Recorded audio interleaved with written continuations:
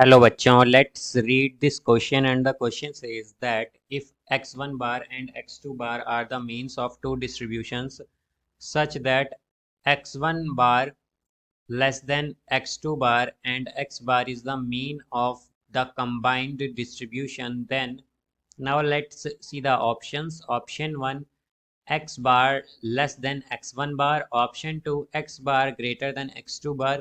Option 3, x bar is equal to x1 bar plus x2 bar by 2. And option 4, x1 bar less than x bar less than x2 bar. तो आइए अब इस question को यहाँ पर हम solve कर लेते हैं। इस क्वेश्चन में हमसे कहा गया है कि हमारे पास x1 बार और x2 बार जो हैं ये दो मीन हैं डिस्ट्रीब्यूशन के, और यहाँ पर x1 बार लेस देन है x2 बार से, और x बार ये रिप्रेजेंट करता है मीन ऑफ कंबाइंड डिस्ट्रीब्यूशन को। तो हमें बताना है कि यहाँ पर जो ऑप्शंस हैं हमारे पास, इनमें कौन सा ऑप्शन करेक्ट होगा।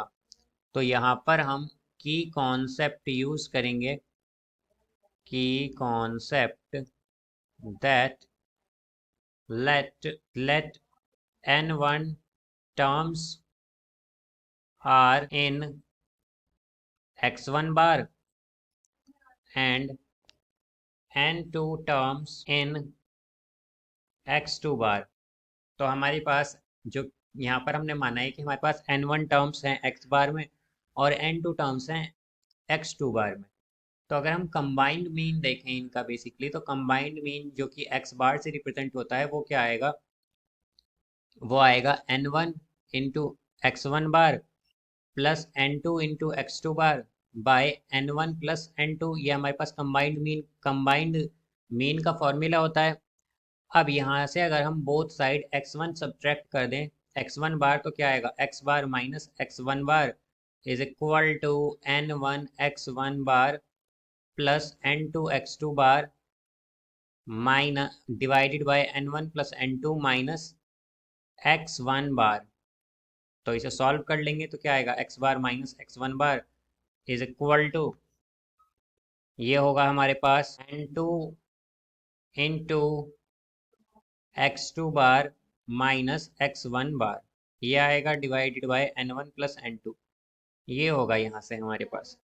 तो अब अगर हम देखें तो हमारे पास क्या कहा गया है कि हमारे पास x1 जो है वो लेस देन है x2 से। तो अगर x1 लेस देन है x2 से, तो इसका मतलब क्या हुआ कि x2 बार माइनस x1 बार जो है ये हमारे पास क्या होगा, ग्रेटर देन जीरो होगा।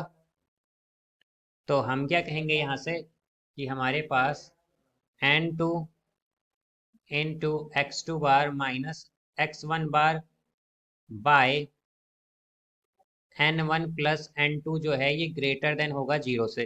तो अगर ये ग्रेटर देन जीरो है हमारे पास, तो x बार माइनस x1 बार भी क्या होगा, x बार माइनस x1 बार भी ग्रेटर देन जीरो होगा, यानी कि x बार यहाँ पर ग्रेटर देन होगा x1 बार से।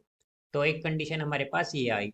अब इसी तरह हम क्या करेंगे, इस इक्वेशन में x2 बार माइनस कर देंगे दोनों साइड। तो x bar minus x2 bar is equal to n1 x1 bar plus n2 x2 bar by n1 plus n2 minus x2 bar. तो ये होगा x bar minus x2 bar is equal to, ये आएगा हमारे पास n1 into x1 bar minus x2 bar by n1 plus n2, ये आ जाएगा यहाँ से। अब अगर हम देखें तो हमारे पास क्या गिवन है कि x1 बार लेस देन है x2 बार से। तो अगर x1 बार लेस देन है x2 बार से, तो हमारे पास क्या होगा इस कंडीशन में फिर कि x1 बार माइनस x2 बार into n1 by n1 plus n2 जो है ये लेस देन हो जाएगा जीरो से। ये लेस देन होगा फिर जीरो से उस कंडीशन में। और अगर ये लेस देन जीरो होगा तो x बार माइनस x2 बार भी लेस देन जीरो होगा। और अगर ये लेस देन जीरो हुआ हमारे पास, तो क्या आएगा x बार लेस देन, फिर हमारे पास क्या आ जाएगा x bar is less than x2 bar. तो इसका मतलब क्या है कि हमारे पास फर्स्ट कंडीशन क्या आई थी कि x बार ग्रेटर है x1 बार से।